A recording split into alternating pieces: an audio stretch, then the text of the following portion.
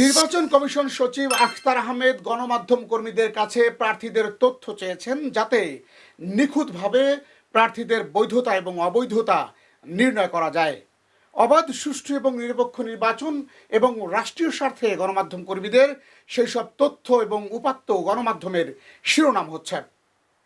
আর যার প্রকৃষ্ট উদাহরণ এবং মানুষের মুখে মুখে চাউর হয়েছে ব্রাহ্মণবাড়িয়া 4 আসন অর্থাৎ আখাউড়া এবং কসবায় মুশফিকুর রহমানের ঘটনা। চলুন বিস্তারিত দেখে আসি কি ঘটেছে মুশফিকুর রহমানের ক্ষেত্রে। ব্রাহ্মণবাড়িয়া 4 আসনের প্রার্থী মুশফিকুর রহমানের নাগরিকত্ব ও মনোনয়নের বৈধতা নিয়ে প্রশ্ন তুলেছেন একই আসনের গণ অধিকার পরিষদের পক্ষে ট্রাক মার্কা নিয়ে প্রার্থী হওয়া জহিরুল হক চৌধুরী। মুশফিকুর রহমান সাহেব যদি 2 দেশের নাগরিকত্ব গ্রহণ করে থাকেন, তাহলে ওনার পক্ষে তো সম্ভব হবে না নির্বাচন করার। এছাড়া বিগত দিনে ওনাকে আমরা যে আন্দোলন হয়েছে 24-এর আন্দোলনের সময়ও ওনাকে পাই নাই। আমাদের বাংলাদেশের জনগণ ভোটের অধিকার থেকে বঞ্চিত হয়েছে। সাম্প্রতিক তার ভ্রমণ পথে ব্যবহৃত কানাডিয়ান পাসপোর্ট, নাগরিকত্ব ত্যাগের প্রক্রিয়া, হলফনামায় দেওয়া তথ্য এবং সরকারি নথির অসামঞ্জস্যতা নিয়ে নির্বাচন সংশ্লিষ্ট মহলে তীব্র সমালোচনা আরও ঘনীভূত হচ্ছে। যেখানে খোদ বিএনপি চেয়ারম্যান তারেক রহমান তারুণ্যের বাংলাদেশ গড়ার স্বপ্নে নতুন নতুন চমক যোগ করছেন, বিএনপির 31 দফা এবং দুর্নীতিমুক্ত ইনসাফের বাংলাদেশ গড়তে তারেক রহমানের এগিয়ে চলার পথে কারো ব্যক্তিগত ত্রুটি এবং বিতর্ককে সমর্থন করার বিন্দুমাত্র সুযোগ নেই।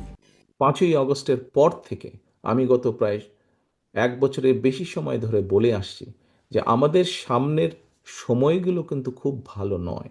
সামনে অনেক কঠিন সময়ে অপেক্ষা করছে আমাদের জন্য। বিভিন্নভাবে বিভিন্ন রকম ষড়যন্ত্র বিভিন্ন জায়গায় হচ্ছে।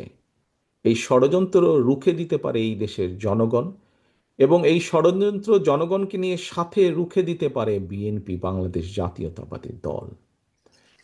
প্রিয় দর্শক, এবার আমরা সেই প্রার্থী অর্থাৎ ব্রাহ্মণবাড়িয়া 4-এর মুশফিকুর রহমানের সাম্প্রতিক কিছু কার্যক্রমের দিকে নজর দিতে চাই, যেখানে স্পষ্ট হয়ে উঠবে তিনি কানাডিয়ান পাসপোর্ট সারেন্ডার করেছেন নাকি কৌশলে নির্বাচন কমিশনকে ফাঁকি দেওয়ার চেষ্টা করছেন।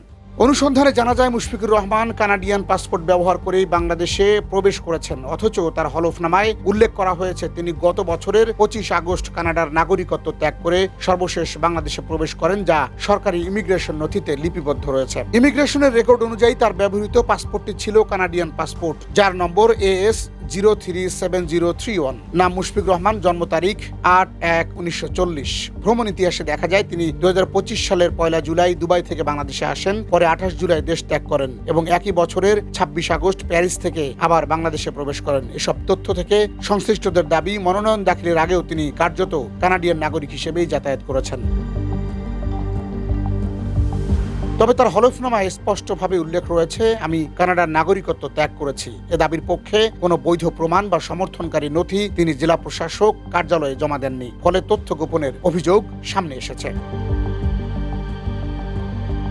এদিকে কানাডা সরকারের নাগরিকত্ব পরিত্যাগ প্রক্রিয়া অনুযায়ী সাধারণত 11 থেকে 16 মাস সময় লাগে। সেই হিসেবে 21 ডিসেম্বর 2025 তারিখের মধ্যে নাগরিকত্ব ত্যাগ সম্পন্ন হওয়া সম্ভব কিনা তা নিয়েও প্রশ্ন উঠেছে। কানাডা সরকার আনুষ্ঠানিকভাবে সার্টিফিকেট অফ রিনাউন্সিয়েশন প্রদান না করলে কাউকে নাগরিকত্ব ত্যাগকারী হিসেবে গণ্য করা যায় না। নিয়ম অনুযায়ী নাগরিকত্ব বাতিলের সনদের একটি সত্যায়িত কপি সংশ্লিষ্ট দেশের নির্বাচনী কর্তৃপক্ষের কাছে দাখিল করা বাধ্যতামূলক, কিন্তু প্রাপ্ত তথ্যে দেখা যায় মুশফিকুর রহমান কানাডিয়ান নাগরিকত্ব ত্যাগের কোনো নথি বাংলাদেশ নির্বাচন কমিশনে জমা দেননি। 21 ডিসেম্বর 2025 তারিখে নাগরিকত্ব ত্যাগের তারিখ হিসেবে উল্লেখ করাকে প্রক্রিয়াগতভাবে অবাস্তব দাবি করে প্রতিদ্বন্দ্বী প্রার্থীরা তথ্য গোপন, মিথ্যা বিবৃতি প্রদান এবং নির্বাচনী আচরণবিধি লঙ্ঘনের গুরুতর অভিযোগ তুলেছেন।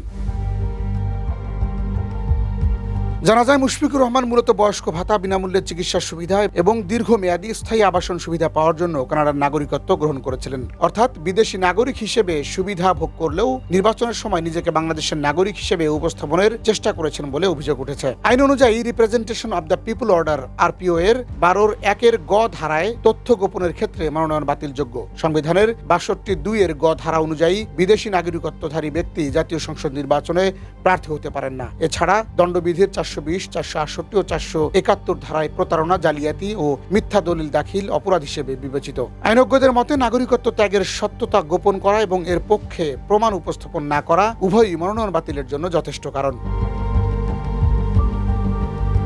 প্রাপ্ত নথিপত্র, ভ্রমণ ইতিহাস, কানাডিয়ান পাসপোর্ট ব্যবহার, নাগরিকত্ব ত্যাগের অসঙ্গতি, তারিখ এবং সমর্থক কোনো নথি জমা না দেওয়ার বিষয়গুলো মিলিয়ে মুশফিকুর রহমানের মনোনয়ন বাতিলের সম্ভাবনা অত্যন্ত প্রবল বলে মনে করছেন আবেদনকারী। প্রিয় দর্শক, নির্বাচন কমিশনের বিধি অনুযায়ী দ্বৈত নাগরিক কোনোভাবেই নির্বাচনে অংশ নিতে পারে না।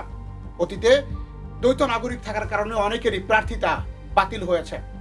কিন্তু মুশফিকুর রহমানের বেলায় কি নির্বাচন কমিশন কোনো স্বজনপ্রীতি করবে, নাকি সত্যিকার অর্থেই ত্রয়োদশ জাতীয় সংসদ নির্বাচন অবাধ, সুষ্ঠু এবং সব বিতর্কের ঊর্ধ্বে রাখতে ব্যবস্থা নেবে নির্বাচন কমিশন?